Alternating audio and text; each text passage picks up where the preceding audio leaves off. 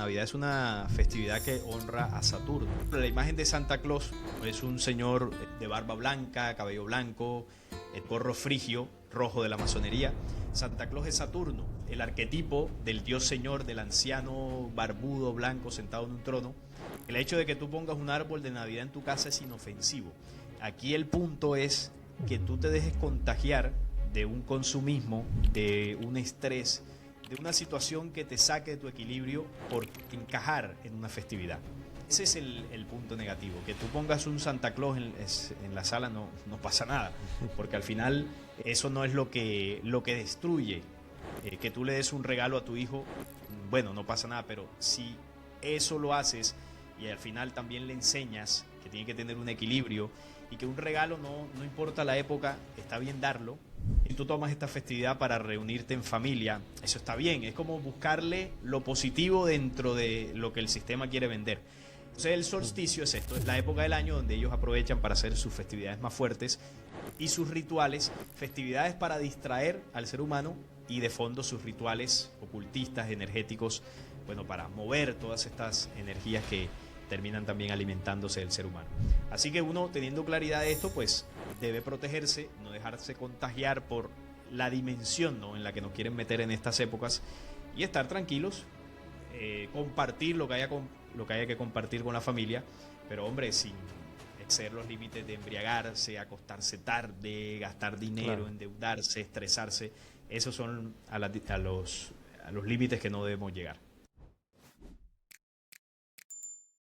Bienvenidos a un nuevo episodio en el podcast de los investigadores de la verdad.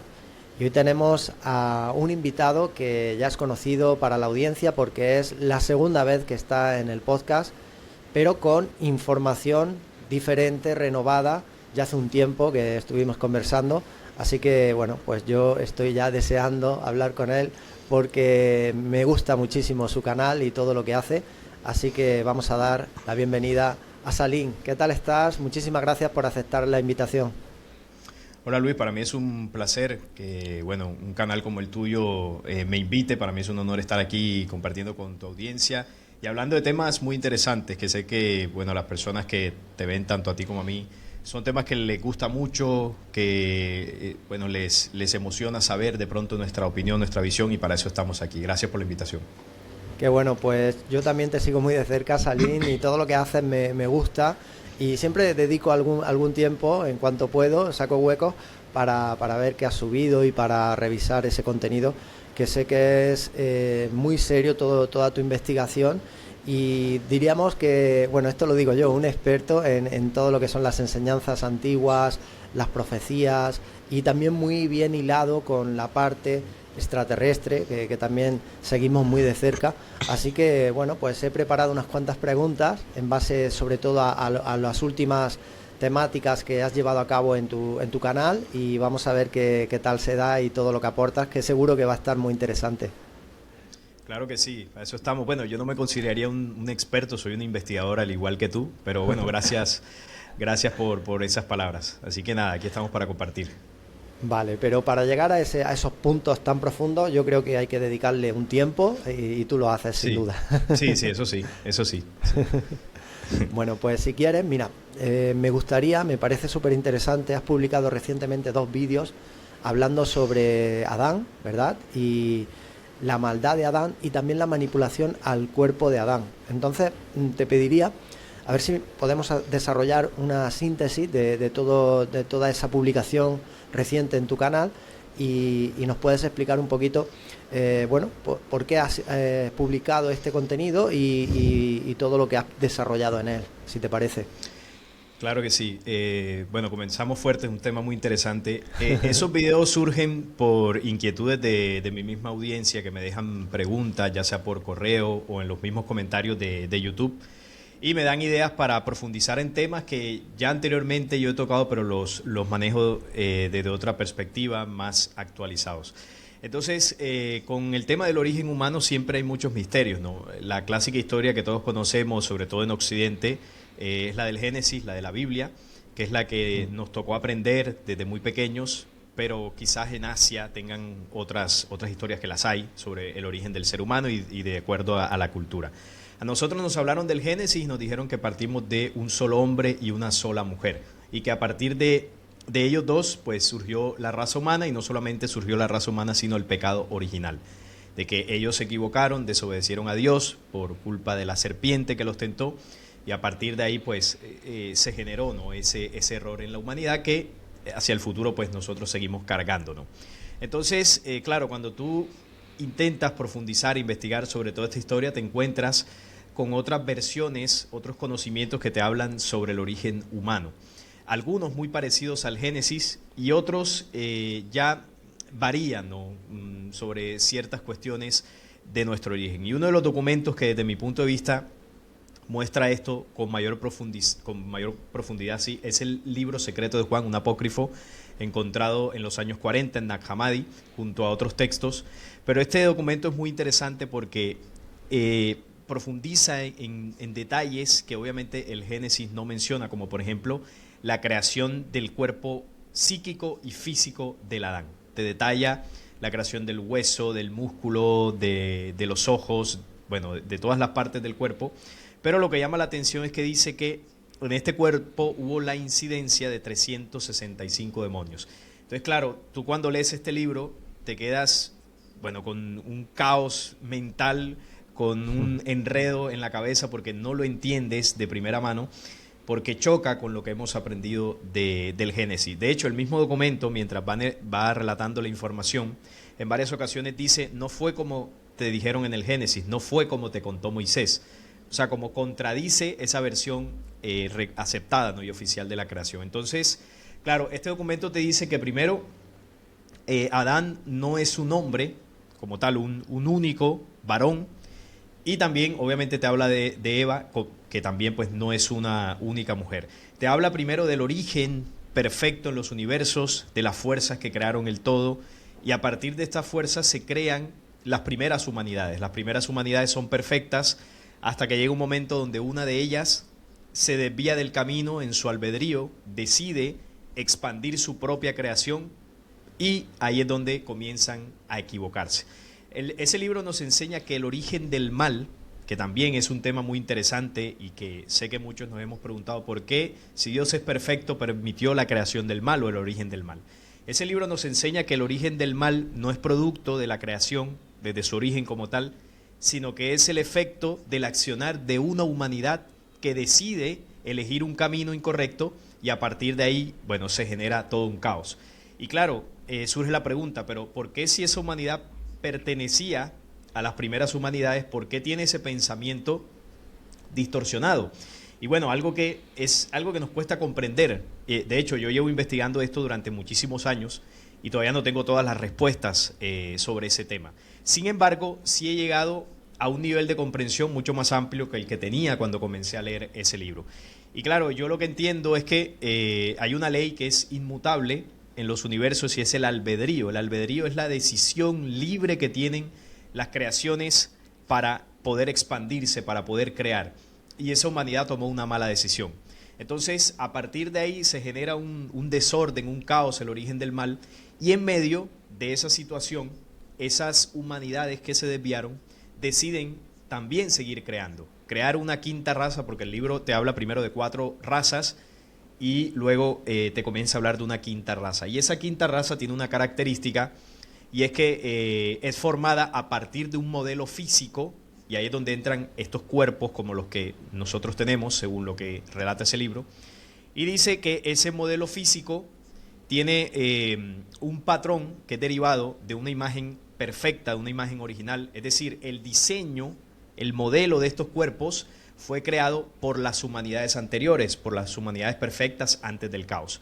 Pero las humanidades que se desviaron toman ese modelo, lo copian y lo llevan a la dimensión más material, y ahí es donde comienza el proceso de la creación, entre comillas, de la fisionomía de todos estos cuerpos, ¿no? Los tendones, los huesos, la carne, todo esto con la influencia de 365 demonios. Entonces, estos cuerpos son creados a partir de un modelo original, pero con la influencia de una tecnología, podemos decirlo así, una tecnología, una genética, que, bueno, parte a partir de la materia principalmente, de la materia más densa. Y ahí es donde surge la raza adámica. Dice el libro que estos cuerpos en principio no se movían, es decir, era como un muñeco, como un maniquí, por así decirlo, con elementos biológicos, pero sin el hálito de la vida. Y dice el documento que para que ese cuerpo tuviera vida se le insufla el espíritu. Entonces aquí hay algo muy importante que quiero enfatizar, y es que nosotros como humanidad, desde el origen, como lo relata este documento y muchos otros, lo que anima la materia, lo que anima a los seres en la creación es el espíritu. Bueno, es el alma y es el espíritu. Es la memoria, la energía que es anterior a la materia. Entonces nosotros somos la chispa divina que, bueno, de acuerdo a la cultura le llaman el hálito, el alma, el ánima. Vamos a llamarle alma, que es el término más conocido. Pero a su vez, en la creación hay espíritus colectivos y espíritus individuales. Espíritus individuales como nosotros, por ejemplo. Los animales son espíritus colectivos. Entonces los espíritus individuales son los que tienen esa ley del albedrío con mayor libertad, y es lo que, por ejemplo, la humanidad, que ahí en ese libro le llama Sofía, con ese albedrío fue que ellos tomaron esa mala decisión, responsabilidad de ellos, por supuesto. Entonces, claro, entonces el espíritu se insufla y el espíritu es lo que somos. Ahora, a mí me preguntan mucho, porque yo hablo bastante de este libro, ¿y qué culpa tenemos nosotros del error de esa humanidad? Porque al final el humano de la Tierra no fue el que se equivocó. ¿Por qué nosotros tenemos que seguir viviendo con ese mal, con ese caos que se generó si no somos responsables? Pero resulta que el libro te muestra en símbolos de que los espíritus que fueron encarnados en los cuerpos físicos que no se movían fueron los mismos espíritus que generaron el caos en la humanidad que se desvió. ¿Por qué te lo deja caer de esa forma? Porque dice que esa humanidad, hubo una parte de esa humanidad que se arrepintió por haber hecho lo que hizo. Hubo otra parte que no se arrepintió. Entonces, ¿cuál fue el efecto de la humanidad que no se arrepintió? Fueron hacia futuro las razas degradadas que comenzaron a invadir mundos, entre ellos la Tierra, como reptilianos, grises, insectoides, purpurados, bueno, una cantidad de razas humanoides que tienen ese aspecto por el degeneramiento físico y también espiritual que tuvieron en el tiempo. Esa es la parte de esa humanidad que originó el caos, que nunca se arrepintió, sino que decidieron seguir destruyéndose. En ese proceso, durante miles y millones de años, tuvieron que desarrollar tecnologías genéticas para poder moldear sus cuerpos, combinándolos con animales, para poder extender su tiempo de vida, porque perdieron la capacidad espiritual, perdieron esa condición espiritual, y claro, al ya tener un proceso espiritual de degradación, eso conlleva también a un proceso de degradación físico, y sus cuerpos fueron mutando, fueron cambiando. Luego está la otra parte de esa humanidad que dice el libro que se arrepintió. ¿Cuál fue el efecto de los que se arrepintieron? Claro, se arrepintieron, pero ya habían generado el caos. Es decir, tenía que haber una consecuencia a nivel espiritual, a nivel kármico, si quieres llamarlo causa y efecto, karma y dharma, donde ellos debían vivir las consecuencias del caos que habían generado. Y se determinó por parte de las jerarquías que relata ese libro, tomar esos espíritus, quitarlos de esa dimensión del caos y encarnarlos en los cuerpos físicos para que esos cuerpos tuvieran vida. Entonces, ¿cuál fue el plan para resarcir el error espiritual que cometió esa humanidad durante miles de millones de años? Porque esto no fue de un día para otro.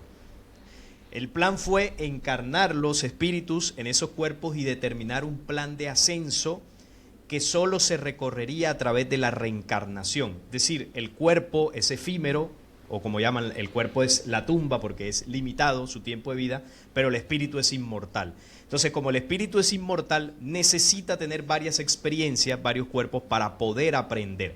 Y ahí es donde el mismo documento te dice, Sofía es la que descendió y se determinó ese plan para devolverle lo que le faltaba, para devolverle la plenitud, es decir, para retornarla a la luz.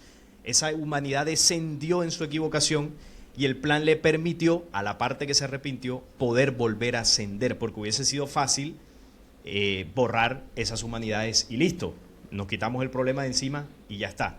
Entonces, a partir de ahí, esos espíritus comenzaron un plan de ascenso, no solamente los humanos terrestres, sino las humanidades que se esparcieron en el universo en planetas físicos con cuerpos físicos.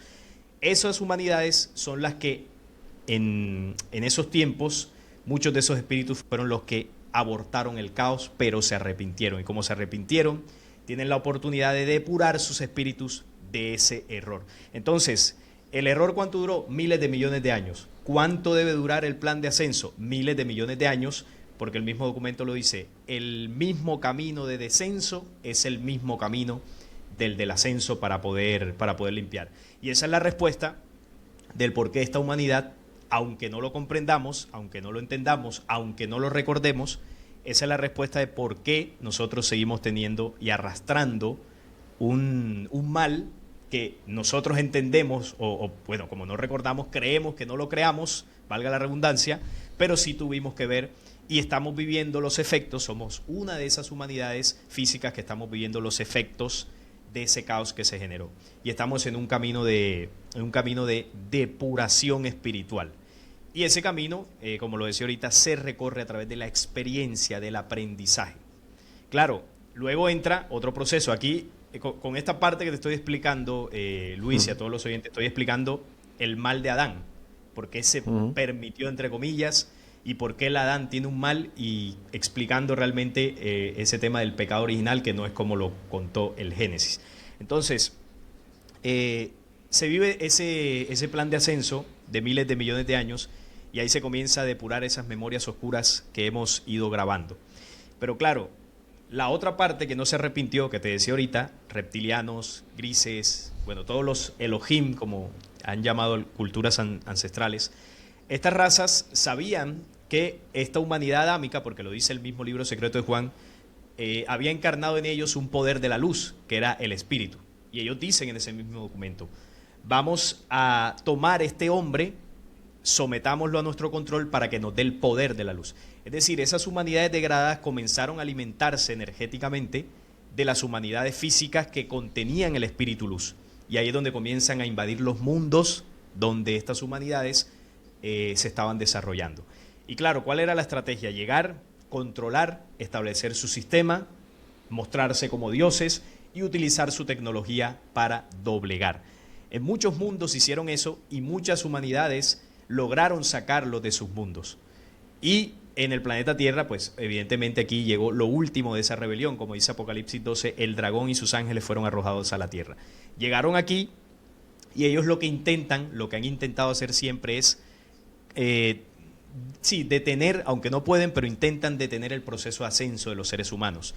Entonces, ¿cómo detienen ellos el proceso de ascenso? O lo retrasan más bien, manipulándote en vida, manipulando tu mente, manipulándote físicamente con todos los procesos que tú bien denuncias aquí en tu canal, lo que hemos llamado, por ejemplo, la Matrix, que es el sistema que ellos montaron para controlarnos. Es decir, todas las estrategias físicas, mentales y espirituales que sean necesarias para detener nuestro proceso, ellos lo van a hacer. Y ahí es donde ese proceso de ascenso o reencarnación se torna difícil para nosotros. Pero no se torna difícil porque el plan originalmente así lo haya determinado. Se torna difícil porque tenemos ese problema aquí de esas invasiones que han intentado detener ese proceso. Entonces, claro, nosotros sufrimos una amnesia cada que volvemos por tres razones, básicamente. Es decir, no recordamos. La primera es que cuando los espíritus luz encarnan en la dimensión física, pierden la conciencia de lo que son. Y eso es una consecuencia de haber abortado el caos, allá en Sofía, ¿no? Y eso lo explica el mismo libro secreto de Juan. Te dice, el espíritu luz cuando encarna en la dimensión física, pierde la conciencia de lo que es. Entonces, eso por un lado. Lo otro es que el mismo plan de ascenso determinó que los seres humanos puedan recordar vidas pasadas solo cuando tengan un nivel espiritual determinado. Y eso es hacia futuro. ¿Por qué? Porque si recordásemos ahora todo lo que hemos hecho, fuese más negativo que beneficioso, porque nosotros hemos hecho muchas cosas malas en el pasado. Imagínate si nos muestran la película de nuestra vida actual, ya nos sentiríamos avergonzados por tantas cosas que hemos hecho negativas. Ahora imagínate si nos muestran toda nuestra existencia. Nosotros hemos sido perversos en muchas ocasiones. En otras ocasiones hemos hecho cosas muy buenas, pero están esas memorias ahí. Entonces, ese proceso de amnesia es para proteger a esas humanidades para que no se turben con el pasado sino que siempre piensen y programen el futuro. Pero no quiere decir eso que la memoria no esté, la memoria está grabada en el espíritu. Y lo que somos hoy en día es el resultado del cúmulo de experiencias vividas en toda nuestra existencia, las capacidades que tenemos, los dones, entre comillas, la inteligencia, las cosas que tenemos que no las aprendimos en ningún lado, son el resultado, son el fruto de ese camino recorrido, tanto lo positivo como lo negativo, por supuesto. Ese es el segundo punto por el cual tenemos esa amnesia, ¿no? Porque el plan determina un nivel espiritual para recordar. Y tercero, también por la manipulación de los arcontes, como se llama, toda la manipulación mental que nos hacen, que también produce que nuestras mentes sean lentas. Lo describe el mismo documento. Dice, haré que sus mentes sean lentas para que no puedan comprender ni discernir. Y ese es el olvido. También influye la manipulación de ellos. Pero esa memoria, vuelvo y repito, no se pierde. Igual está en el espíritu, aunque no la tengamos lúcida.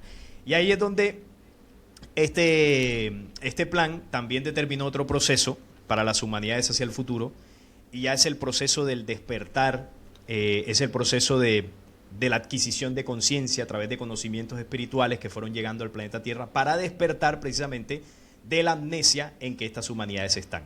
Porque si nosotros recordáramos, no hubiese sido necesario que vinieran mensajeros, profetas, contactos, conocimientos. No hubiese sido necesario que aquí estuviese un hombre hace 2000 años que, bueno, toda la información que trajo, todos los conocimientos espirituales, no hubiese sido necesario nada de eso. Eso es necesario porque no recordamos todo lo que fuimos. Entonces, para poder despertar esas memorias, se colocó en marcha ese plan de enviar mensajeros en distintos tiempos para que entregaran información. Y así es como el plan de ascenso del Adán se determinó desde ese tiempo que los espíritus se encarnaron en esos cuerpos físicos. Entonces, aquí, bueno, hice un resumen, es un tema muy extenso. Por supuesto que me dejé muchas cosas en el aire, pero es como para comprimir lo más posible esos dos puntos, ¿no? La manipulación física del Adán y el mal de Adán. No sé si tienes algún aporte o alguna duda en este punto, Luis. Ya puedes apuntarte a la lista de espera para mi próxima formación en enero de 2026. Se llama Automaestría Consciencial y reúne todo lo que siempre he querido enseñar en una sola formación: el entrenamiento de la mentalidad ganadora que hackea todas las trampas de este sistema corrupto y te convierte en creador de tu propia realidad, junto con la información espiritual más importante que tienes que conocer para liberarte de esta matriz cuando llegue el momento adecuado. Son 2 meses de formación de alto rendimiento junto a mí y junto a los verdaderos disidentes y magos despiertos, y me encantaría conocerte dentro de ella. Para poder apuntarte a la lista de espera, escríbeme a la dirección info@luisgarre.com y te añado para comenzar el próximo mes de enero con la mejor mentalidad del planeta y la información más reveladora a nivel espiritual. Y ahora continuemos disfrutando del episodio de hoy. Sí, muy interesante todo lo que aportas, lo he comprendido muy bien explicado. Y la pregunta, me han surgido 2 preguntas en base a tu exposición. Una no tiene tanto que ver, pero yo creo que sí, ahora te la voy a hacer. Pero primero, una pregunta clave, considero. En este proceso en el que nos encontramos, según lo que acabas de exponer, ¿la reencarnación sería necesaria para continuar de alguna forma purgando todo lo ocurrido, o de alguna manera no sería necesaria? Me gustaría saber ahí ese punto de vista. Sí, bueno, según lo que yo entiendo, ¿no?, de todo esto, la reencarnación es el único camino. ¿Por qué? Porque es que se entiende cuando se entiende el contexto del por qué estamos acá. Yo entiendo, porque a mí me lo escriben mucho y he hablado con muchos seguidores, me dicen, oye, pero es que yo ya no quiero reencarnar, ¿yo para qué voy a volver aquí? ¿Yo qué culpa tengo? Yo no quiero que eso sea así. Y claro, yo también quisiera pues estar en otro plano, en otra dimensión donde todo fuese mucho mejor. Pero no se entiende el por qué estamos aquí. Es que ese es el punto que desde mi punto de vista explica todo. ¿Por qué estamos viviendo esta experiencia? Y no solamente por qué, sino para qué. El por qué, ese es uno de los documentos que te enseña, porque fuimos partícipes de un caos, de una rebelión, de un origen, de una desviación en los universos. Entonces, nosotros espiritualmente descendimos, vamos a utilizar ese término, y tenemos que ascender. Entonces, el descenso consistió en pasar de una dimensión de una humanidad donde estos espíritus pertenecían hasta descender a una dimensión material mucho más densa, porque esas humanidades tenían cuerpos, pero no tan densos como estos cuerpos físicos.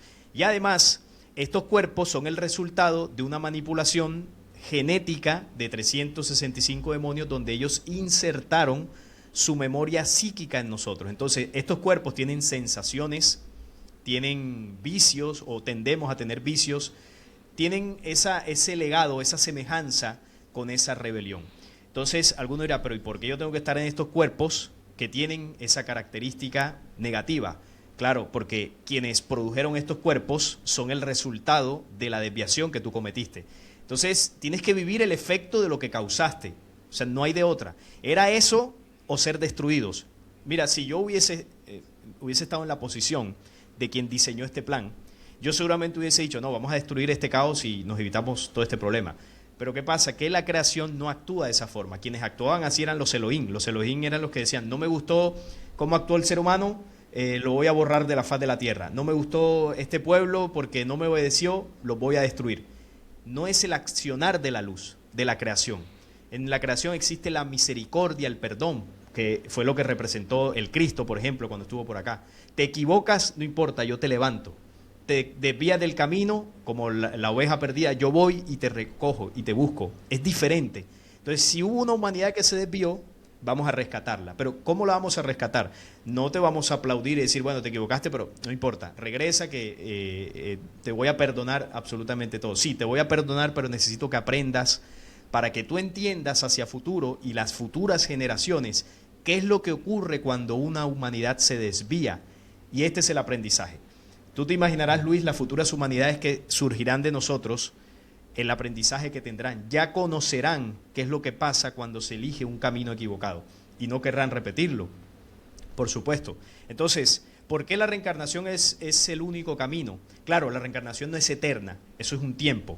Es un tiempo hasta cierto nivel y ya el hombre pues entra a una dimensión espiritual donde ya incluso no necesitará cuerpo físico. Digamos que el ascenso es a nivel físico en unas primeras etapas, luego es a nivel espiritual y luego ya es en la dimensión de la luz, que es lo que ese plan describe. Entonces, la reencarnación es el único mecanismo porque encarnamos en cuerpos físicos que son mortales. Entonces, si el espíritu es inmortal, pero el espíritu necesita miles y millones de años para borrar ese legado oscuro y grabar memorias más positivas que te vayan elevando a una dimensión superior, no puedes hacerlo en una sola vida, porque tu cuerpo a lo largo de 70, 80 años va a dejar de vivir.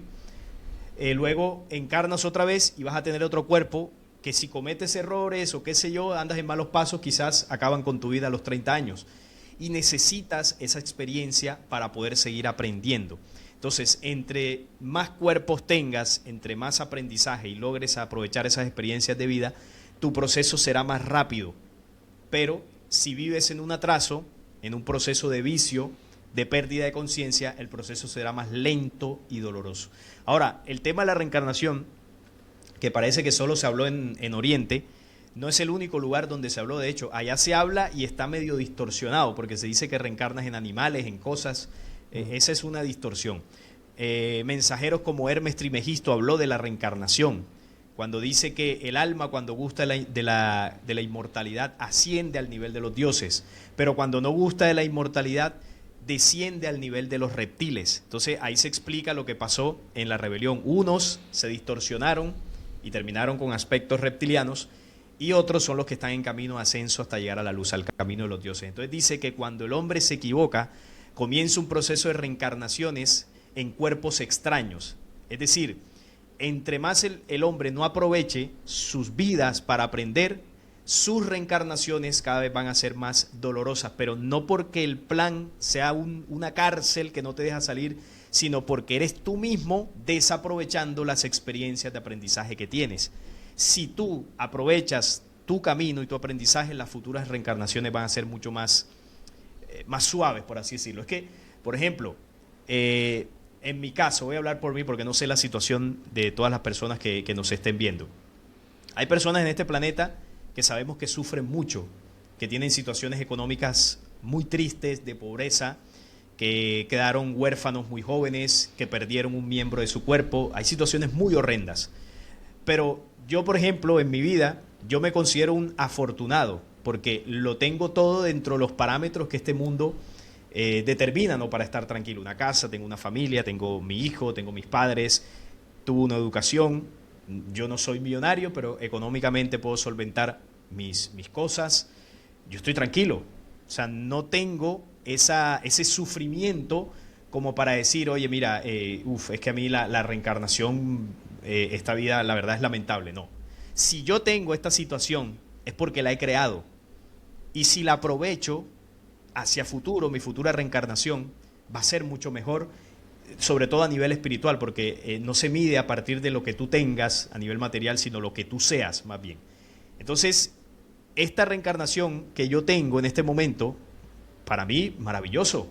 Yo no puedo decir, no, mira, esto es una cárcel, yo no quiero volver, al menos desde mi punto de vista. Yo sí quiero volver, y quiero volver cuantas veces sea necesario para poder aprender y seguir avanzando.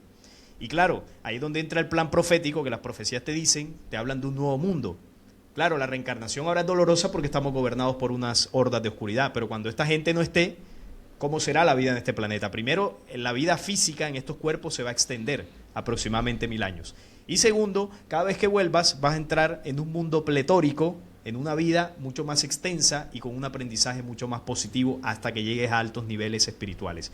Entonces, ¿quiénes de pronto viven una reencarnación más sufrida? Los casos de personas que te dije ahora mismo. Ahora, ¿y por qué a ellos les toca eso y por qué a mí me toca otra condición? Bueno, habría que ver en vidas anteriores qué fue lo que hice yo y qué fue lo que hicieron ellos. Porque si quitamos la reencarnación del camino, entonces, ¿cómo explicamos las injusticias de esta sociedad? Entonces habría que meter ahí a un Dios injusto que prefiere a unos por encima de otros. Pero no entendemos que estamos regidos bajo la ley de causa y efecto.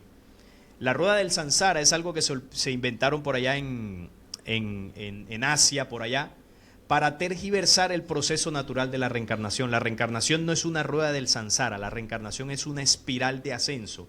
Se convierte en una rueda del samsara cuando tú no quieres transformarte, en tu libre decisión y en tu albedrío. Se convierte en una rueda del samsara cuando permites que te sigan manipulando. Se convierte en una rueda del samsara cuando no comprendes quién eres en tu esencia e identidad original. Ahí sí se convierte en una rueda del samsara porque, claro, te contaminas en cada vida y vuelves peor. Y tú dices, yo no quiero estar aquí. ¿A quién le he hecho mal que tengo que vivir esto? No, le has hecho mal a personas y te has hecho mal a ti mismo porque no has querido aprender.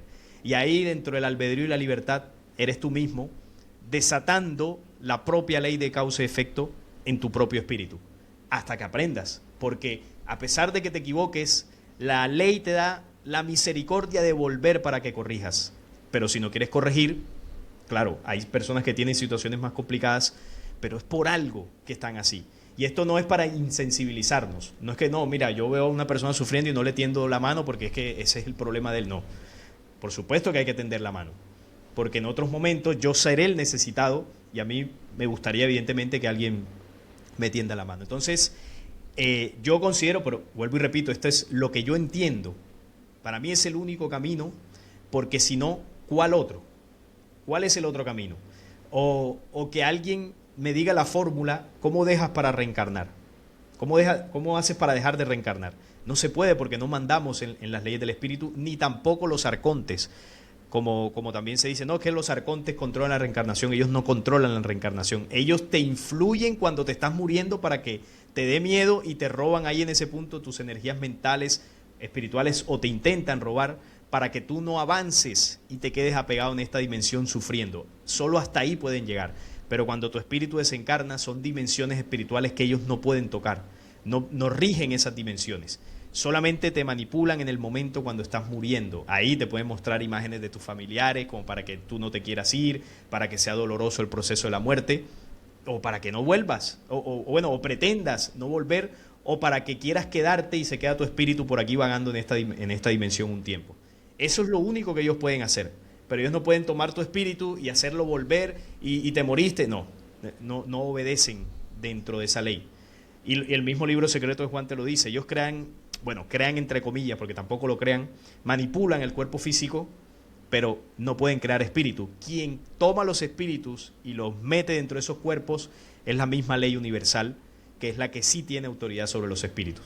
Entonces, eso es lo que yo opino en esta pregunta que me hacía, pero es mi opinión, por supuesto. Cualquiera puede pensar diferente y es válido también. Claro que sí, muy, muy interesante tu punto de vista y todo lo que acabas de explicar. Y la siguiente pregunta, pues sería, ya sabes que hay mucha manipulación en los textos antiguos, tergiversación, se ha hecho de todo, pues con la intención precisamente de ocultar pues la verdadera información, lo que ha ocurrido en este planeta. Bueno, este libro secreto de Juan, ¿hasta qué punto puede ser un libro que no está manipulado, tergiversado de alguna forma para tratar de inducirnos a otras narrativas? Me gustaría también saber, bueno, pues la fiabilidad que para ti puede tener este libro. Mira, todos los libros antiguos, todos, no podemos confiar 100%.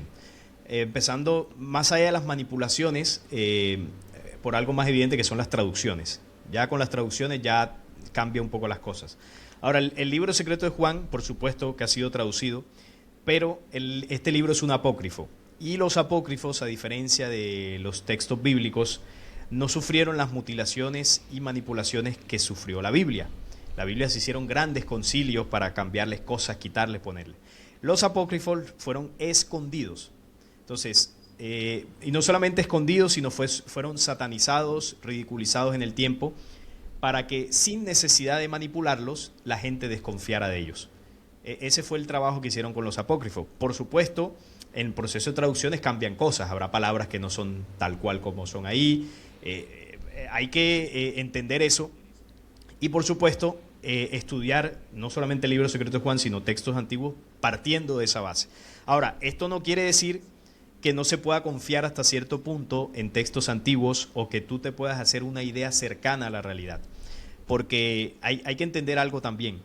Nosotros somos bastante habilidosos para descubrir la manipulación, somos bastante habilidosos para, en muchos casos, descubrir la mentira, para denunciar la falsedad de este mundo.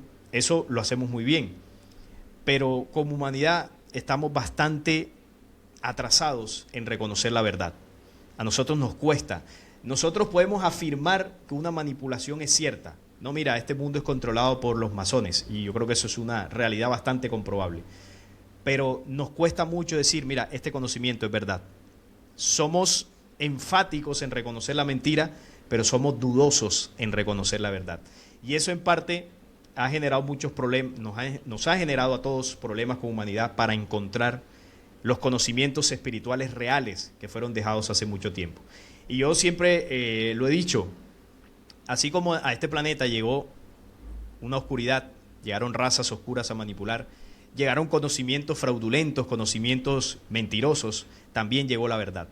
Aquí a este planeta llegaron los conocimientos espirituales de otras humanidades que ya han recorrido parte de este camino y contactaron y nos trajeron información para decirnos, muchachos, esto es así, a ustedes les pasa esto cuando se mueren, ustedes reencarnan, su espíritu es así, esto fue lo que pasó en tal época, esto fue lo que ocurrió.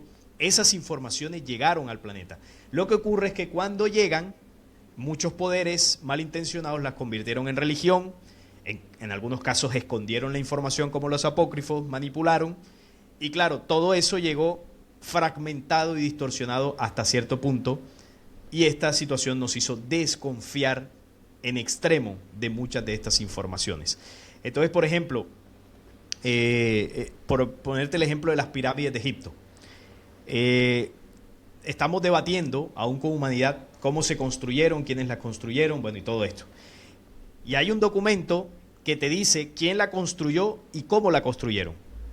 Refiriéndome a la grande, a la principal, porque las otras dos son copias de la principal. Y ese documento es las tablas Esmeralda. Ahí te dice quién la construyó y cómo la construyeron. Pero claro, tú lees el libro y dices, no, pero eso es un libro que quién sabe dónde salió, eso es un libro conspiranoico, eso es un libro que la ciencia no acepta, ese es un libro que yo no sé si confiar en él. Claro, pero sí confiamos gran parte de la humanidad en lo que dicen los arqueólogos, o sí confiamos en algunas otras teorías de conspiración que te dicen, no, es que fueron construidas de esta forma o lo hicieron así. No, esa información ya está ahí en las tablas Esmeralda, y las tablas Esmeralda fueron escritas por Hermes Trismegisto, uno de los mensajeros de la luz, que en la Atlántida era llamado Tot, el Atlante. Esa información está. Ese mismo personaje que enseñó, por ejemplo, las leyes del origen del universo. Claro, entonces la ciencia te dice el Big Bang y nos debatimos cómo fue el origen, y Hermes lo dijo hace mucho tiempo, cuál fue el origen de todo. Y entras al libro secreto de Juan, y el libro secreto de Juan también te habla del origen. Entonces, todos los misterios de la humanidad que nos seguimos debatiendo ya fueron entregados. Lo que pasa es que yo le muestro a alguien, por ejemplo, las tablas Esmeralda, y dice, no, pero es que no sé si confiar. Claro, estás en todo tu derecho en no creer una información, pero tú llegas a esas conclusiones cuando desconoces un panorama completo de lo que ocurrió en el pasado, o cuando no tienes la suficiente información para entenderlo. Pero cuando haces un análisis histórico, ancestral, de los diversos conocimientos que fueron dejados aquí, puedes armar un rompecabezas, y al menos en mi caso, yo voy entendiendo punto por punto. Hay verdades inmutables. Nosotros decimos, no, la verdad es relativa. Sí, es relativa de acuerdo a la razón de cada uno, pero existen las verdades inmutables, existen las verdades universales, y esas son las que hay que buscar. Entonces, nosotros vivimos en una permanente duda, que está bien porque la duda nos invita a buscar, pero cuando tenemos la verdad al frente, decimos, bueno, quizás, tal vez, no lo sé.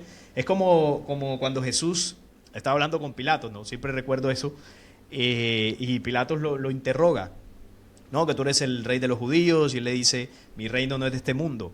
Si mi reino fuera de este mundo, mis servidores pelearían para defenderme, pero mi reino no es de este mundo. Ahí le estaba diciendo en la cara, yo no soy terrestre, yo no soy de aquí. Y le decía, yo vine a dar testimonio de la verdad, de las verdades inmutables. Y Pilato le pregunta, ¿y cuál es la verdad? La tenía frente a sus ojos y no la reconoció. Eso somos nosotros somos Pilatos. A veces tenemos la verdad frente a los ojos y decimos, no sé, de pronto, quizás. Entonces, ese es el punto. ¿Podemos confiar en los apócrifos? Sí, claro, pero obviamente teniendo reservas de traducciones, reservas de posibles manipulaciones que no sepamos que se hayan hecho, pero lo que sí podemos estar seguros es que los textos apócrifos no fueron tan manipulados como la Biblia, fueron escondidos, por lo tanto la información que tienen es mucho más fiel al original. Eso es importante que lo tengamos en cuenta. Ahora, ¿cuándo puedo confiar yo mucho más? Cuando no solamente me quedo con un libro, sino que yo contrasto eso que dice ese libro con otros saberes ancestrales, otros conocimientos, y veo que esos conocimientos convergen, van convergiendo en un mismo punto. Y ahí yo digo, esto puede ser una verdad. Por ejemplo, hubo un diluvio universal, todas las culturas hablan de eso. La ciencia no lo reconoce, pero todas las culturas del pasado hablan de eso. Entonces, ¿a quién le creemos? ¿A todas las culturas que dejaron un legado allí? ¿O a la ciencia que te lo niega porque como no estaban ahí para comprobarlo, bueno, no sé, no hay registros, no lo sabemos? ¿La duda o la verdad que quedó plasmada en todas las culturas del mundo?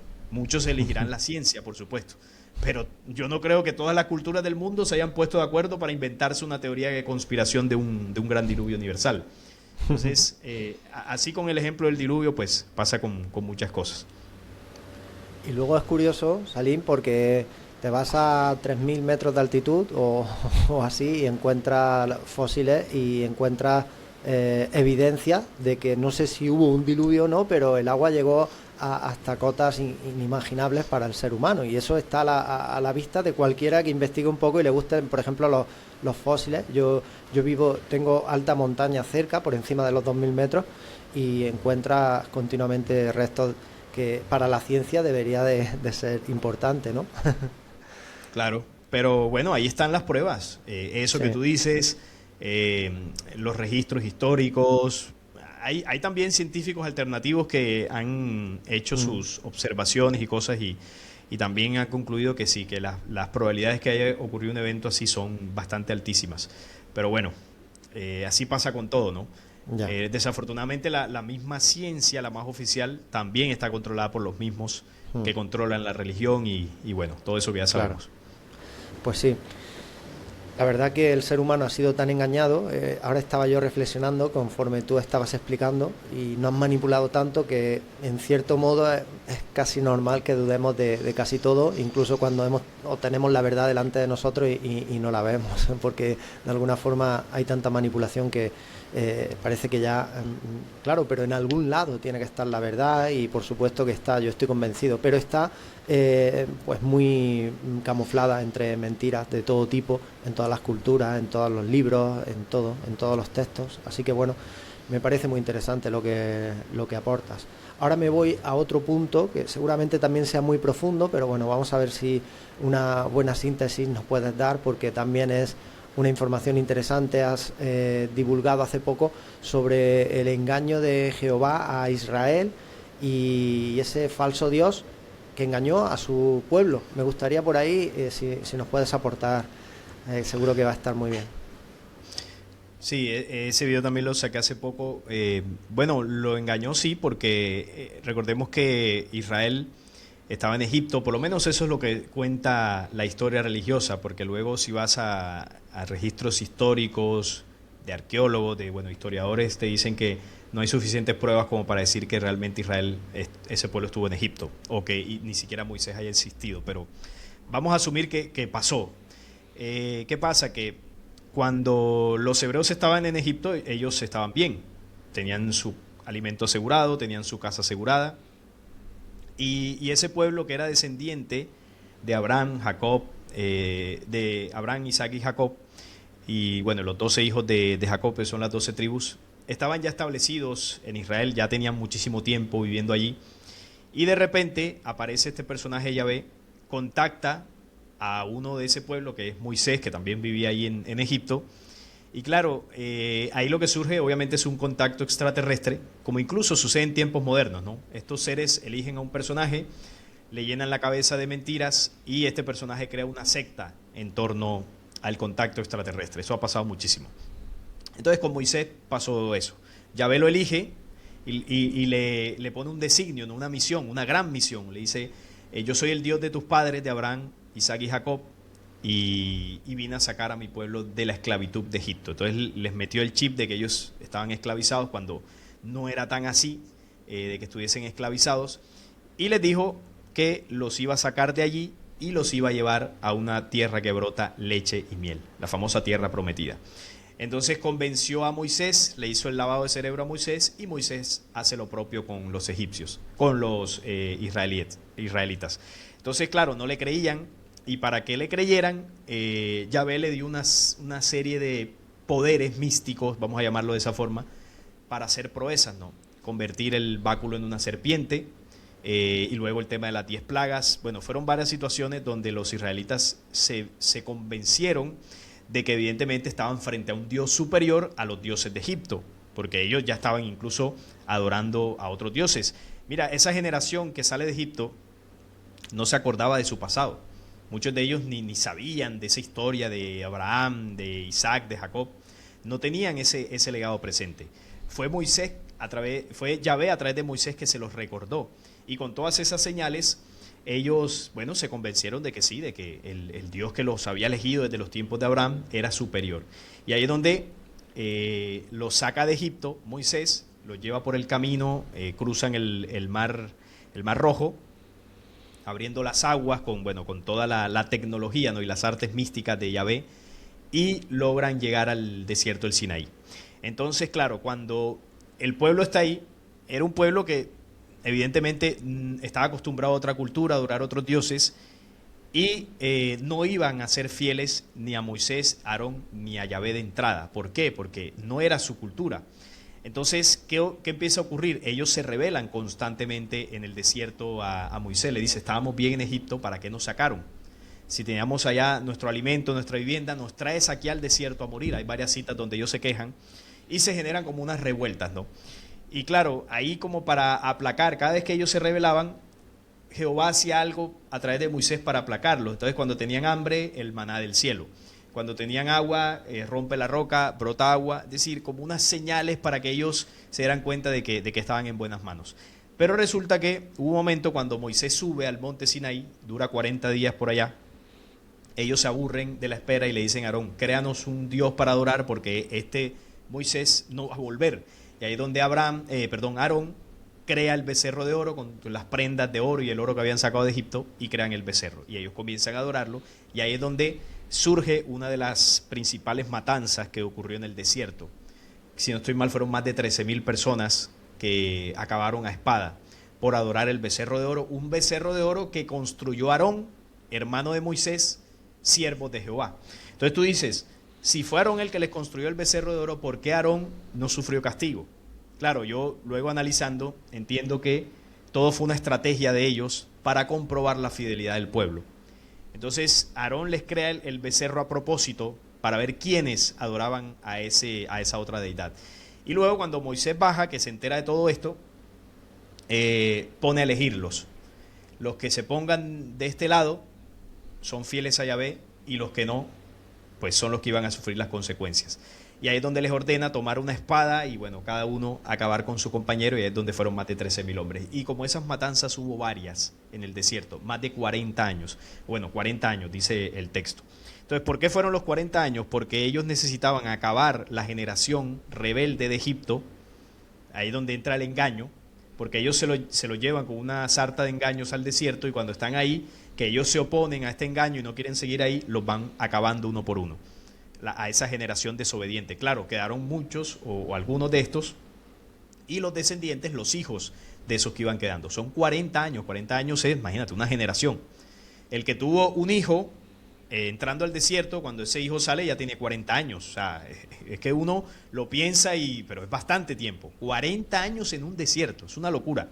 Entonces los hizo dar vueltas precisamente para ir acabando la generación rebelde y la próxima generación ya iba a ser más obediente a los mandatos de Yahvé, porque ahí en el desierto es donde él le entrega los 10 mandamientos y las 613 leyes. Mucha gente cree que son 10 mandamientos nada más, son 613 leyes que ese pueblo ahí comenzó a aplicar. Luego armaron el tabernáculo con el arca de la alianza, los sacrificios. Bueno, ahí Yahvé en esos 40 años adecuó la mente de un pueblo y también la genética para que le fuese obediente. ¿Y cuál era el objetivo? Entrar a la tierra prometida. Entonces el pueblo que salió de Egipto no fue el mismo que el que salió del desierto. Y el objetivo era destruir pueblos enteros que estaban habitando ya en la tierra de Canaán. Ahí había otros pueblos. Y claro, el pueblo que sale de Egipto no iba a hacer caso de guerrear contra esos otros pueblos y acabarlos. Pero la próxima generación, la que salió después de 40 años, sí, que además fue comandada por Josué.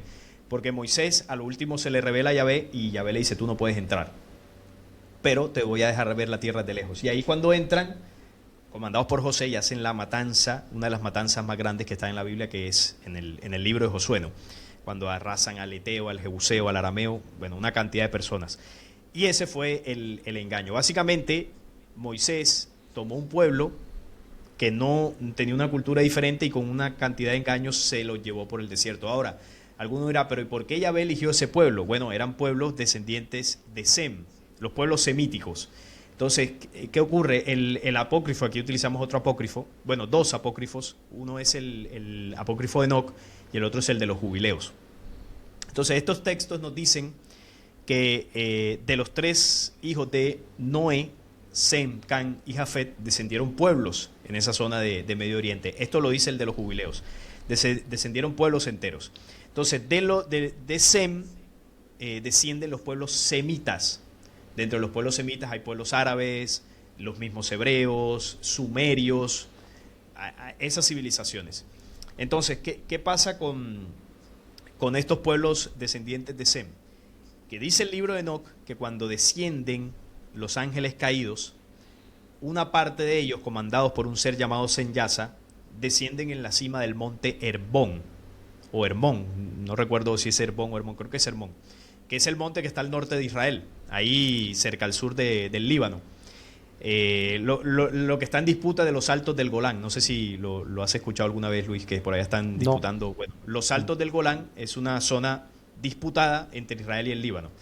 Y el fondo de esa disputa es precisamente ese territorio sagrado, ¿no?, para ellos, que es el Monte Hermón, además que también es un recurso hídrico porque es un pico nevado, o sea, es un punto importante de tanto político como religioso como geográfico.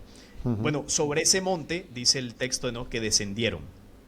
¿Y qué hicieron cuando descendieron? Hicieron un juramento y establecieron un plan que era tomar a las mujeres humanas de esa región y mezclarse con ellas, que es lo que dice el Génesis 6, que descienden los hijos de Dios y se mezclan con las mujeres de los hombres. Bueno, ahí dice que se mezclan y el producto de esa mezcla surgieron los Nefilim, son los gigantes, ¿no?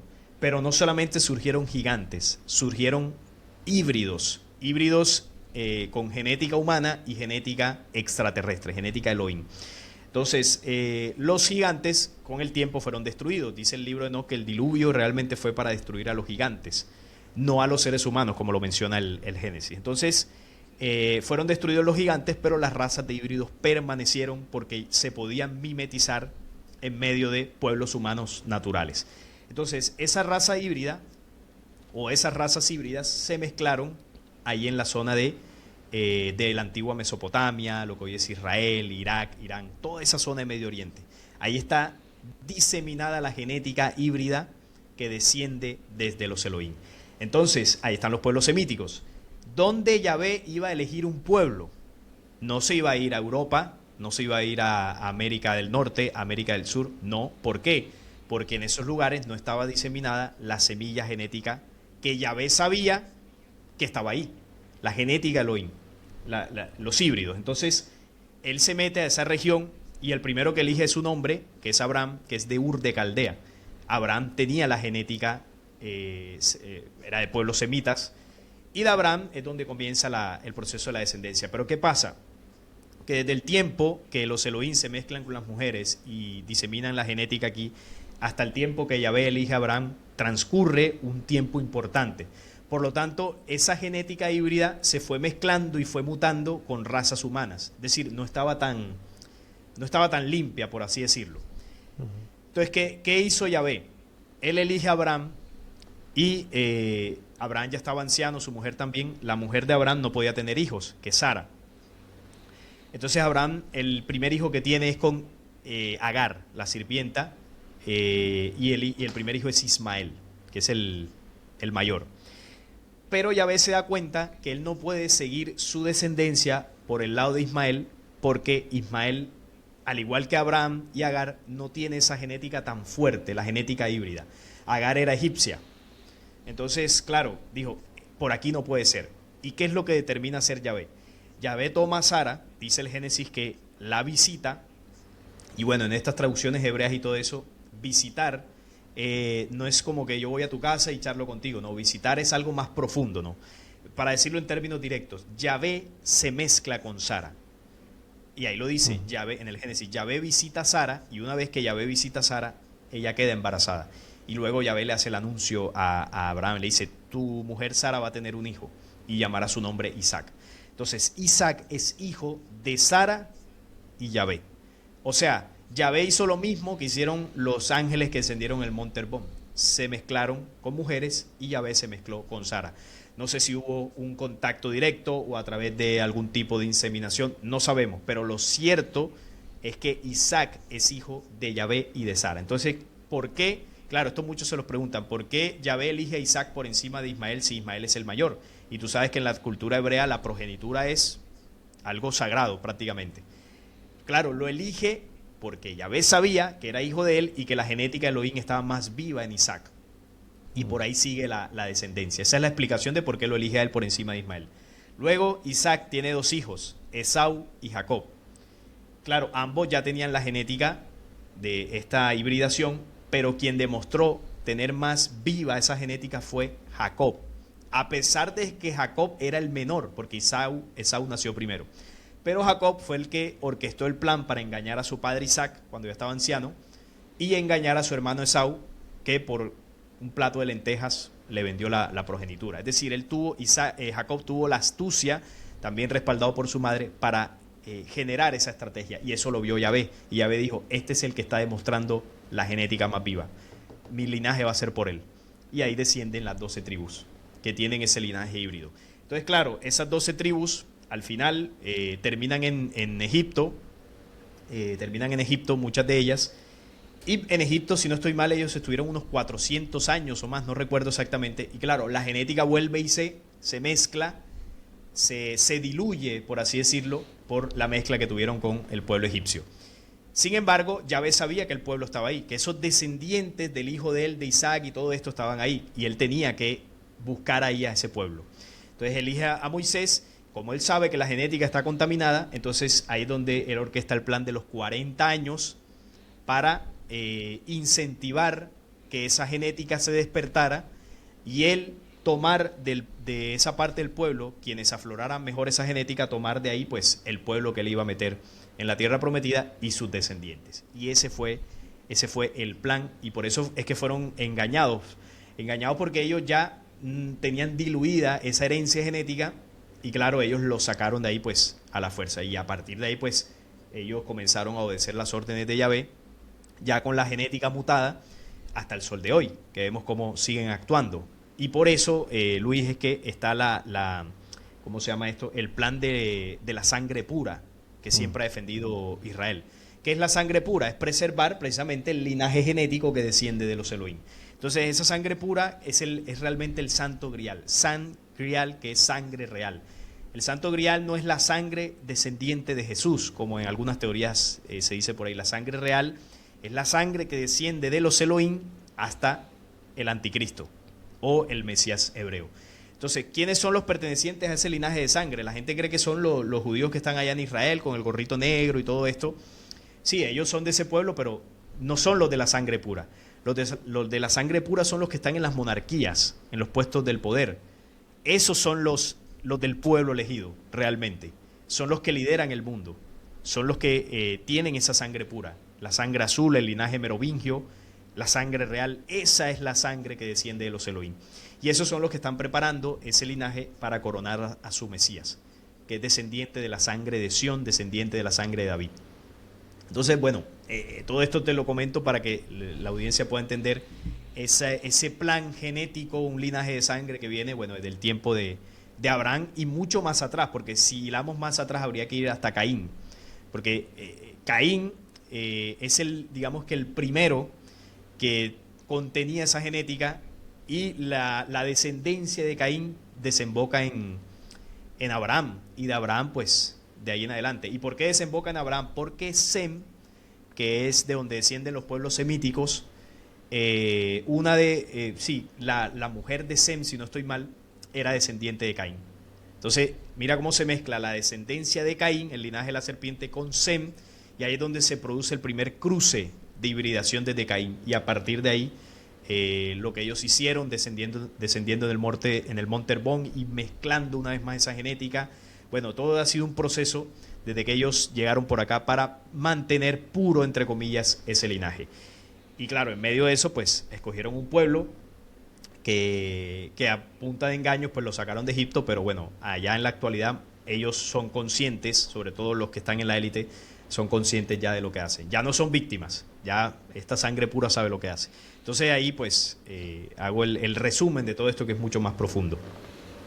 Muy bien, la verdad que maravillosamente explicado, muy bien, porque no es fácil explicar algo así tan bien hilado, y por eso te decía al principio que, bueno, pues la seriedad en cuanto a tu investigación, y qué bien lo explicas, así que yo creo que queda muy claro.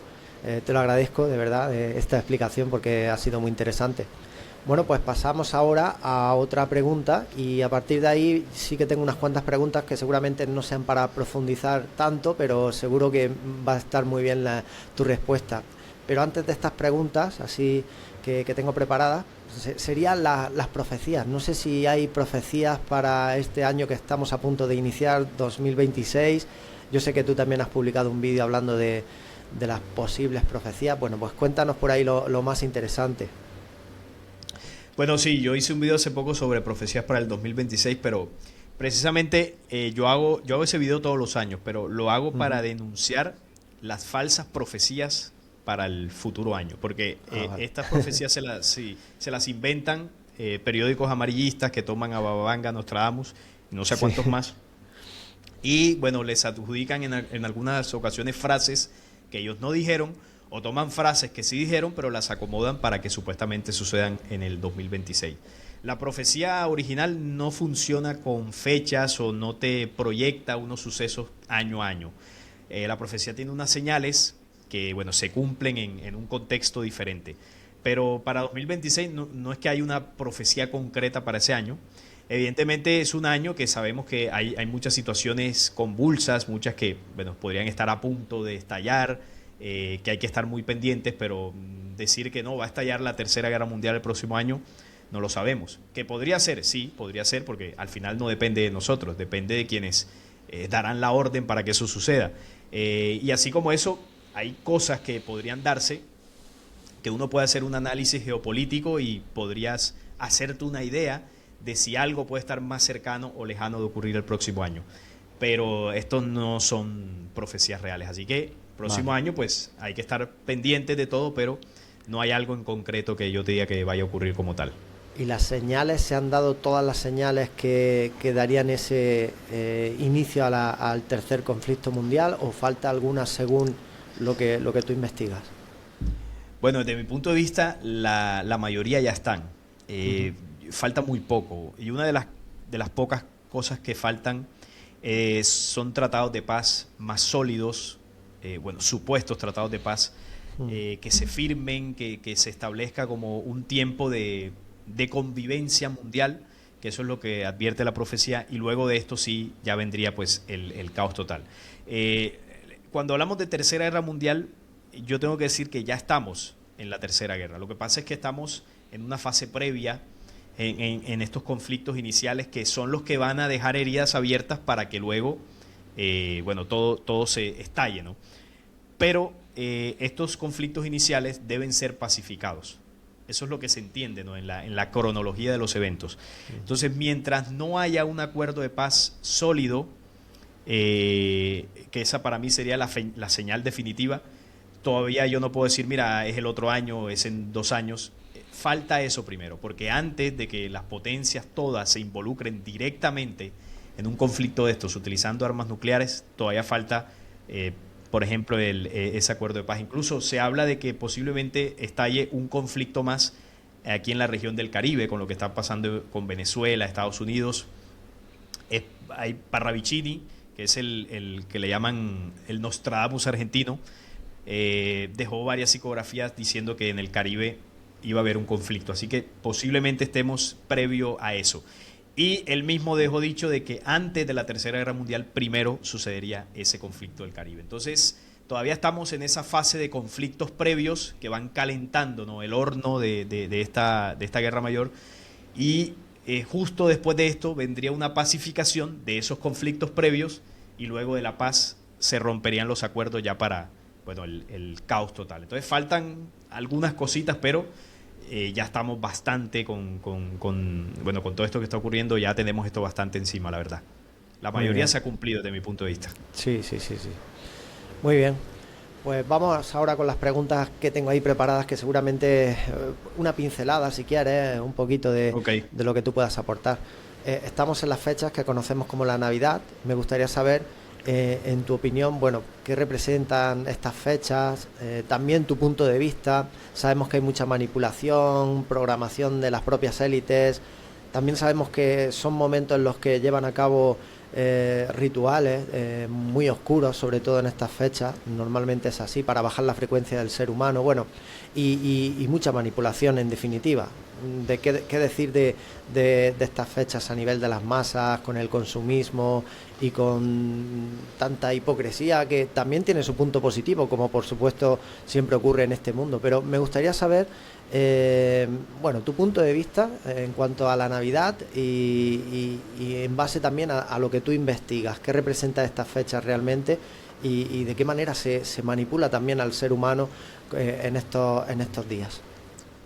Sí, bueno, así claro y directo, la Navidad es una festividad que honra a Saturno. Antiguamente eran llamadas Saturnalias, y la Saturnalia era la última semana del año, de diciembre, donde precisamente, bueno, se hacían ciertos rituales, la gente se daba ofrendas, y también se le daban ofrendas al dios Saturno, y eso era la Saturnalia. Luego esto, con el sincretismo religioso, se le puso la imagen de Jesús para camuflarlo y para que fuese aceptado, ¿no? Esto se hizo a partir del Concilio de Nicea, cuando se crea la Iglesia Católica. Ahí es donde la Iglesia de Roma en ese momento toma costumbres paganas y las mezcla con el cristianismo para que el cristianismo fuese aceptado tanto por cristianos como por paganos. Entonces tenía que mezclarlo todo para que todos dijeran, bueno, sí, aceptamos esta nueva religión. Así que los paganos no iban a desprenderse de sus costumbres y los cristianos tampoco. Entonces, bueno, hay para todos. Por eso Apocalipsis le llama a la Iglesia Católica la gran ramera, porque se acuesta con todo el mundo. A ti te gusta esto, pues yo te lo doy. Tú, yo te lo doy. Y eso así fue desde su origen. Entonces, por ejemplo, la imagen de Santa Claus, tú lo verás que es un señor de barba blanca, cabello blanco, tiene el gorro frigio, rojo de la masonería. Santa Claus es Saturno, es la típica, el arquetipo del Dios Señor, del anciano barbudo blanco sentado en un trono. Ese es Santa Claus. Santa Claus es el arquetipo del Dios anciano, del Dios Señor. Y ese es Saturno, por eso la Saturnalia. Entonces, evidentemente, no tiene nada que ver con el nacimiento de Jesús. Jesús se sabe que no nació en esa fecha. Esto es una realidad. Y esa herencia viene de allí, ¿no? Luego se le fueron añadiendo otras cosas de otras culturas y religiones como de Sumeria. Por ejemplo, lo del árbol de Navidad, que es el pico, ¿no? Esto viene también de... bueno, no recuerdo cómo es que se llama esto, la figura cónica esta que tienen los Anunnaki así en la mano, que parece un cono. Bueno, esto las élites lo adoran también, no recuerdo cómo se llama eso, pero ahí en los comentarios nos colocarán. Seguro. Eso tiene que ver con el árbol de Navidad. Bueno, todo esto es una festividad que recoge toda una herencia, ¿no?, de adoración a dioses paganos desde el pasado. Entonces, yo considero que lo negativo no es solo eso, porque bueno, está bien, es una adoración a Saturno, pero el hecho de que tú pongas un árbol de Navidad en tu casa es inofensivo. Aquí el punto es que tú te dejes contagiar de un consumismo, de un estrés, de una situación que te saque de tu equilibrio por encajar en una festividad. Ese es el punto negativo. Que tú pongas un Santa Claus en la sala no pasa nada, porque al final eso no es lo que destruye. Que tú le des un regalo a tu hijo, bueno, no pasa nada, pero si eso lo haces y al final también le enseñas que tiene que tener un equilibrio y que un regalo no importa la época, está bien darlo. O si tú tomas esta festividad para reunirte en familia, eso está bien, es como buscarle lo positivo dentro de lo que el sistema quiere vender. Sin embargo, saber que no es una festividad sagrada, no es una festividad, o sea, no pasa nada si tú no te acuestas tarde celebrando, no pasa nada si no decoras, no pasa nada, o sea, no pasa absolutamente nada. Lo malo que sí puede haber es que te dejes consumir por el consumismo. Claro. Eso sí es lo negativo, o que pienses que es algo sagrado, o sea, no tiene nada de sagrado, por supuesto. Y lo mismo pasa pues con otras festividades. Lo que ocurre también es que en esta época del año el sol llega con menos fuerza, los días duran menos. Por ejemplo, allá en Europa están en invierno, la luz solar es más tenue, por acá también es más tenue, el día dura menos, es decir, en la duración de la noche es más larga y al la noche durar más, sí que es cierto que grupos ocultistas aprovechan estas épocas del año para hacer sus rituales. Si no estoy mal, cuando la energía solar es más tenue, se le llama solsticio, si no estoy mal. Exacto, así es. Sí, entonces en los solsticios ellos aprovechan para hacer estas prácticas.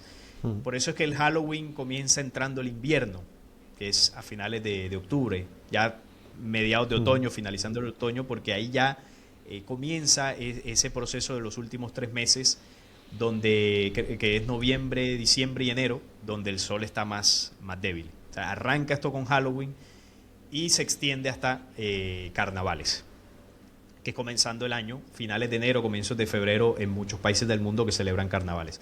Entonces el solsticio es esto, es la época del año donde ellos aprovechan para hacer sus festividades más fuertes y sus rituales, festividades para distraer al ser humano y de fondo sus rituales ocultistas, energéticos, bueno, para mover todas estas energías que terminan también alimentándose del ser humano. Así que uno, teniendo claridad de esto, pues debe protegerse, no dejarse contagiar por la dimensión, ¿no?, en la que nos quieren meter en estas épocas y estar tranquilos, compartir lo que haya que compartir con la familia, pero hombre, sin exceder los límites de embriagarse, acostarse tarde, gastar dinero, claro, endeudarse, estresarse. Esos son a los límites que no debemos llegar. Esa es mi opinión, básicamente. Muy bueno. Muy bien, muchas gracias. Bueno, vamos con la siguiente pregunta. ¿Qué es para ti el famoso 3i Atlas del que tanto se habla? Me gustaría saber tu opinión o conclusión. Bueno, con 3i Atlas ha pasado un fenómeno muy curioso. Sin lugar a dudas es el objeto interestelar más extraño que se ha observado. Eso pues la misma ciencia lo acepta. Pero yo lo he dicho en todos los videos que he hablado en mi canal. Para mí el 3i Atlas es un cometa. Yo lo digo así claro, para mí es un cometa y que tiene unas rarezas que son propias de un objeto que no es del sistema solar. Es decir, tiene una composición química diferente, tiene cosas extrañas porque no es de nuestro vecindario. Ahora, el hecho de que yo piense que sea un cometa, eso no quita sus rarezas y no quita que en el universo sucedan fenómenos relacionados con naves o con seres extraterrestres que se nos oculten, que eso evidentemente pasa. Yo en mi canal hablo de la vida extraterrestre, porque muchas personas me decían, no, pero ¿cómo vas a decir que es un cometa? Y decía, yo no soy aquí sospechoso de la vida extraterrestre, si yo todos los días hablo de eso, pero a mí el 3i Atlas me parece un cometa, o sea, no lo veo, es decir, lo que yo he visto de esta noticia y todo esto, no lo veo pues tan raro o como para decir que es una nave espacial. Para mí lo de Avi Loeb me parece más un factor distractor de masas, todas las teorías que él ha planteado. Avi Loeb es de origen hebreo, es de los que controlan el mundo, y es raro que se le permita por todos los medios hablar de la forma en que él ha hablado del 3i Atlas. Entonces para mí él está aprovechando el megáfono que tiene, el origen que tiene y el prestigio que tiene para lanzar ciertas teorías que distraigan, y los medios hacen eco. ¿Y por qué distraigan? Bueno, porque Israel está haciendo unas cosas que bueno, se le han criticado bastante con la situación de Gaza, y les viene bien un efecto distractor mediático en estos momentos cuando más lo necesitan. Entonces, claro, por eso se le permite a Avi Loeb decir estas cosas, porque si salgo yo a decirlo, a mí pues se me viene el mundo encima, pero si sale Avi Loeb a decirlo, pues sí, lo critican, pero al final es un prestigioso científico, entonces hay que escucharlo, claro, y lo publican en todos los medios. Entonces, para mí es un poco de efecto distractor. Pero eso sí, es un objeto raro, por supuesto, y bueno, nos demuestra las anomalías que todavía desconocemos en el universo. Eso es lo que yo pues así en general opino de esto. Muy bien. ¿Cuáles son las razas extraterrestres que dominan la Tierra en lo que tú expones también en alguno de tus vídeos? Ah, sí, ese también lo saqué hace poco. Bueno, hay una jerarquía. Sí. Lo que yo he entendido es que la principal jerarquía, bueno, la cabeza de la pirámide está en otra dimensión, como lo muestra el billete de $1, que son las entidades que están en otros planos, pero que son entidades que pertenecen a esa misma rebelión. Son los seres que perdieron sus cuerpos y hoy en día se manifiestan desde otro plano. Luego, ya más abajo en la pirámide estarían los reptilianos, que es la raza más fuerte, no solamente físicamente, sino en carácter. Los reptilianos, no los de las familias que supuestamente se transforman, no me refiero a eso, me refiero a los verdaderos reptilianos, seres que se esconden bajo tierra, que son fríos, de sangre fría, que muchas culturas los mostraron, ¿no? En estatuillas, en pinturas rupestres y todo eso. Luego hay otras razas de menos rango, unas son los purpurados. Los purpurados son los que influyeron principalmente en Egipto. Los purpurados son los que tienen cuerpo humanoide y rostro de animal. Que por allá en Egipto se pintaron así y en otros lugares también. Eso se le conoce como purpurados. Luego están los dinoides, que también mezclan un poco esa característica animal con cuerpo parecido al humano, pero que son de menor rango que los purpurados. Luego están ya los grises, que son más los lacayos, los que mandan a hacer el trabajo sucio, los que más se dejan ver por ahí, son los que hacen las abducciones, se ven por ahí por los platillos y todo eso, son los que más se muestran, serían los de menor rango. Y junto a los grises están los, ¿cómo se llaman los otros que son parecidos?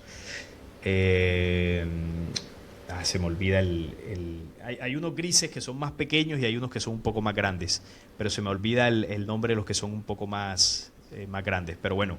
Normalmente yo lo he conocido como los grises altos, pero no sé si tienen algún nombre más. Sí, tienen un nombre distinto, pero sí, los grises más altos, como para que se entienda.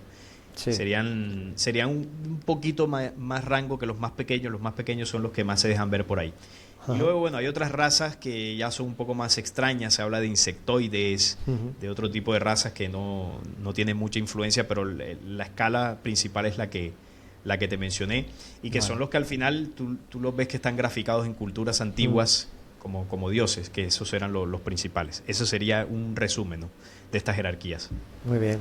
Ya puedes entrar a la mejor formación espiritual en habla hispana para aprender la autoprotección y el blindaje energético dentro de la matriz. Blindaje Luz es un compendio de los mejores ejercicios, técnicas, herramientas, visualizaciones y decretos a nivel metafísico más poderosos que existen para blindar tu energía álmica frente a la parasitación energética y contra los ataques psíquicos, las malas prácticas a nivel energético y bloqueos que podamos tener a nivel mental, emocional, e incluso está diseñada para resolver adicciones y cortes de lazo energético con contratos, pactos o experiencias negativas que hayas podido tener en tu vida. Vamos a romper con todo, traumas, situaciones, personas y cualquier mochila energética que pueda estar lastrándote y anclándote a esta matriz de control. Debajo del episodio te dejo un enlace con toda la información sobre Blindaje Luz para que puedas unirte hoy mismo al grupo de los verdaderos disidentes y magos despiertos.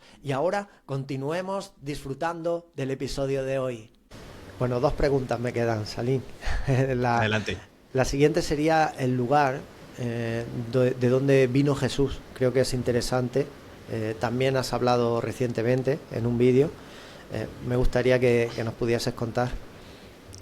Sí, bueno, precisamente es un video, bueno, bastante polémico y es difícil responder eso aquí en los pocos minutos que nos quedan, pero voy a dar una pincelada, y los que de pronto quieran saber un poco más les recomiendo ese video que subí en el canal sobre el origen del Cristo, que es uno de los últimos.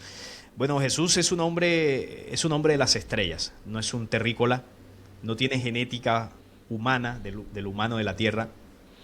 De hecho, su madre María tampoco era terrícola, y las personas que rodearon todo lo que era la familia de Jesús. Cuando hablamos de Jesús, Jesús el Cristo, tenemos que hablar de su genética física y tenemos que hablar del espíritu que encarnó en ese cuerpo. Cuando hablamos del espíritu que encarnó en ese cuerpo, tenemos que hablar del Cristo. Una cosa es el Cristo y otra cosa es Jesús. El Cristo, que es una de las leyes primordiales en la creación. El Cristo no es simplemente un elegido, un Mesías, como se ve así a nivel religioso. Y nuevamente cito el libro secreto de Juan. El libro secreto de Juan es el que te explica quién es el Cristo o qué es el Cristo. Y te dice que es una de las fuerzas originarias de la creación. Entonces, a partir del Cristo se crearon las humanidades, dice ese texto. Y el Cristo es el responsable de las humanidades. Entonces, como una humanidad se desvió y se generó un caos, se creó una quinta raza física, y esas razas físicas comenzaron a poblar en planetas físicos. Dichas razas físicas, que están en un plan de ascenso, todo lo que ya expliqué al principio, requirieron de la venida de mensajeros y de conocimientos espirituales para ayudarles a ascender. Pero ¿qué pasa? Que en una de estas humanidades físicas, en un planeta en específico, que es la Tierra, aquí se condensó la parte más fuerte de esas razas de oscuridad. Aquí se encarcelaron. Lo último que quedó de estas razas de oscuridad se encarcelaron aquí. Lo que tenemos aquí es lo peor de lo peor, pero es el último reducto. Y claro, en este planeta, al tener esta situación, la luz tuvo que enviar también lo mejor de los espíritus más avanzados para que vinieran aquí a enseñar. Y uno de ellos fue el mismísimo Cristo. Entonces, esa ley del Cristo se condensó en la dimensión física, encarnó en la dimensión física, en un cuerpo físico que nosotros aquí llamamos Jesús de Nazaret. Así se determinó el plan. Es como si tú, Luis, te condensaras toda tu esencia en una de tus células y encarnaras ahí en una de tus células. ¡Pum! Y ahí en una célula enferma, por supuesto, para contribuir a la sanación de esa célula. Entonces, para que se entienda. Ahora, eso en cuanto a la esencia que encarnó, que proviene de los orígenes de los universos. Ahora, el cuerpo físico, porque evidentemente ese cuerpo tiene que salir de algún lado. Claro, no podía encarnar en un cuerpo físico como el nuestro, porque estos son cuerpos manipulados por los 365 demonios que ya explicábamos al principio. Entonces, la genética corporal de Jesús tenía que venir de otro tiempo. Y esa genética proviene de las humanidades anteriores al caos. Nosotros tenemos la genética posterior al caos. Él, su genética era anterior al caos, pero también física. Entonces, el libro secreto de Juan te habla de una estrella llamada Daveitai. Daveitai. Y Jesús en Apocalipsis, que es el que le revela el Apocalipsis a Juan, le dice: yo soy el alfa y el omega, el primero y el último. Yo soy del linaje y la raíz de David, la estrella resplandeciente de la mañana. Entonces, claro, ahí dice de la raíz o el linaje de David, pero Jesús no tuvo ascendencia humana, no tuvo ascendencia hebrea, porque ni María ni las personas que estaban alrededor de María eran hebreos. Ellos estuvieron ahí porque ese era el plan, llegar a Israel para denunciar el nido de la serpiente. De todo este linaje que hablamos ahorita, híbrido Elohim, y del Dios que los eligió, bueno, todo el linaje de esa serpiente, toda la oscuridad se condensó en Israel. Entonces, ahí estaba el incendio y el bombero llega donde está el incendio. Entonces ellos llegaron ahí porque ahí iba a ser el plan para que encarnara el Cristo en este planeta Tierra. Entonces María no era de por aquí, María tenía una genética estelar y el apócrifo de Protoevangelio de Santiago, si no estoy mal, es el que habla cómo se da el parto de María. Dice que es una luz que se condensa hasta convertirse en un bebé. Y la partera, que no podía creer lo que estaba pasando, fue a tocarlo y se quemó las manos. Dice que había una nube sobre el lugar, que era la estrella de Belén, que realmente era una nave, un video que también saqué hace poco. La estrella de Belén era una de las naves que custodiaba a la familia de Jesús. Cuando Jesús fue bautizado en el desierto, había una nave arriba que estaba custodiando, que fue la que soltó la voz cuando dijo: este es mi hijo amado, y dice que había una paloma y una luz arriba. No era una paloma, era una nave que estaba arriba. Claro, la paloma es el símbolo para referirse a las Pléyades, como se decía en la antigua Grecia. Hay una leyenda de que Zeus convirtió a las Pléyades en palomas para que escaparan del cazador Orión. Entonces, Orión, que es una de las constelaciones de donde provino parte de la rebelión, y las Pléyades son las humanidades naturales que precisamente han estado batallando con esa rebelión. Nosotros hacemos parte de las Pléyades, el sistema solar, porque giramos alrededor de Alción, sol central de las Pléyades. Entonces, Orión, que es el cazador, persigue a las Pléyades, invade los mundos de las Pléyades y dice que las convirtió en palomas. Y la paloma, pues, que es un ave, tiene alas, es decir, las elevó espiritualmente, para que se entienda. No es que literalmente vamos a volar, es una elevación espiritual. Entonces las Pléyades se elevaron espiritualmente por encima del cazador. Y por eso la vida de Jesús está muy cercana al símbolo de la paloma. Le apareció en el proceso del bautizo, le dijo a los apóstoles: sean mansos como las palomas. Sacó a los comerciantes del templo que vendían palomas. Bueno, hay varias referencias a la paloma en la vida de Jesús. ¿Por qué? Porque eso demuestra que Jesús y la familia de Jesús estaba cerca a las naves de las Pléyades, los pleyadinos, que estuvieron ahí custodiando todo el proceso del nacimiento de Jesús. Entonces, claro, nace a través de María, una mujer que no era terrestre, una genética estelar, y esa genética estelar, tú sabes que Jesús no tuvo padre físico. Entonces, ¿de qué forma María quedó embarazada? Eso es un misterio. Eso es algo que las humanidades más avanzadas con su alta tecnología sabrán cómo lo hicieron. Nosotros, claro, pensamos en nuestra tecnología material, no, eso fue inseminación artificial, no lo sabemos. No sabemos si directamente la luz entró. Son tecnologías, ciencias espirituales que no comprendemos. El apócrifo dice que era la luz que se condensó y se convirtió en un niño. O sea, no sabemos cómo fue eso. Pero lo cierto es que ese niño que se surge ahí tiene una genética que era o pertenecía a las humanidades anteriores al caos. Entonces te decía lo de Apocalipsis porque dice: yo soy de la raíz de David, pero ya entendemos que Jesús no tuvo linaje humano ni hebreo. No puede ser de la raíz de David. Entonces se entiende que en las manipulaciones bíblicas, en parte, una de las cosas que se cambió fue eso. Ahí debería decir: yo soy de la raíz y el linaje de Daveitai, no de David. Daveitai, que es una de las humanidades anteriores al caos que te describe el libro secreto de Juan. Entonces parece coincidencia, ¿no? Daveitai, David. Pero el linaje real de Jesús es de Daveitai, no David. David es el linaje del anticristo. Daveitai es el linaje del Cristo. Entonces ahí, a grosso modo, yo explico esto para que se entienda el origen del espíritu del Cristo, que que es desde el mismo origen del universo, y el origen de la genética corporal es de una humanidad anterior al tiempo de la rebelión, que el libro secreto de Juan llama Da Beitai. Entonces ahí lo dejo, y el que quiera profundizar pues puede ir a ese video. Muy bien, muy bien. O a tu canal directamente, que también está muy bien explicado y a nivel más profundo. Que por cierto, su canal se llama Flecha Antigua y yo lo recomiendo muchísimo. Lo vamos a dejar debajo del vídeo para quien quiera investigar todo lo que tú allí estás publicando. Y ya la última pregunta, la famosa revista The Economist que lanzó hace poquito su portada, las élites allí, con ese... Bueno, vamos a ver qué es para ti, qué representa esa portada, no sé qué conclusiones has sacado. También me interesaría una pequeña pincelada sobre esta portada que, bueno, se dice de todo, no sé, quiero saber tu conclusión. Bueno, es una portada que por supuesto no es profecía. La portada muestra una proyección de las intenciones que este grupo elitista tiene para el próximo año. Se sabe que es un balón de fútbol, el Mundial va a ser el principal medio distractor para las masas el próximo año, y se muestran situaciones que ya están bastante calientes, como la situación entre China, Estados Unidos, el tema de conflictos bélicos también se ve por ahí, tecnologías de drones, satélites. Bueno, pinta que puede haber una crisis económica referente al dólar.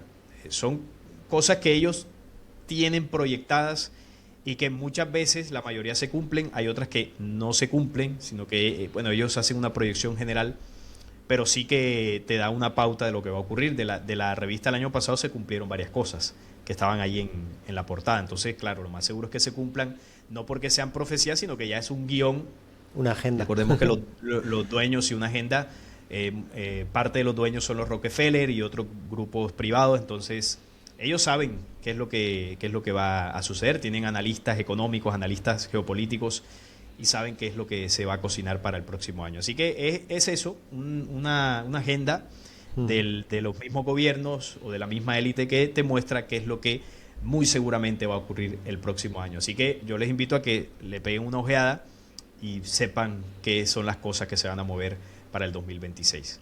Así que sí que es bueno analizarla porque te da una pauta, pero obviamente no es una verdad absoluta. O sea, hay cosas que pueden cambiar, pero sí te da una pauta interesante.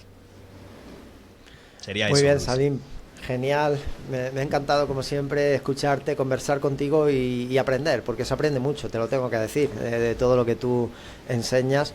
Así que muy interesante, porque ese libro secreto de Juan, todo lo que explicas y la forma de explicarlo hace que se comprenda mucho mejor. A veces esos libros, bueno, se pueden interpretar de muchas formas, pero me gusta mucho cómo tú lo explicas, y por eso bueno, creía que era necesario que estuvieses por aquí, por el canal. Darte las gracias de corazón por todo lo que has aportado, y ya sabéis que dejaremos debajo del vídeo tus redes sociales y tu canal Flecha Antigua en YouTube, que yo recomiendo, por supuesto que sí, como he dicho antes.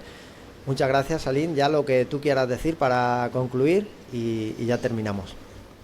No, gracias a ti por la invitación una vez más. A mí me place mucho estar por acá compartiendo con tu audiencia y tocando estos temas interesantísimos que, como lo he dicho, es mi investigación, es mi propuesta, no es la verdad absoluta. Simplemente es lo que yo puedo aportar en este camino de búsqueda y de investigación para todos los que estén interesados en, de pronto, si algo les resuena, pues se lo queden, y lo que no, pues sigan investigando y poder seguir aprendiendo mucho más. Gracias a ti, Luis, por esta oportunidad una vez más. Muy bien, pues te mando un fuerte abrazo y que vaya todo genial. Estamos en contacto, ¿vale? Chao. Gracias. Chao.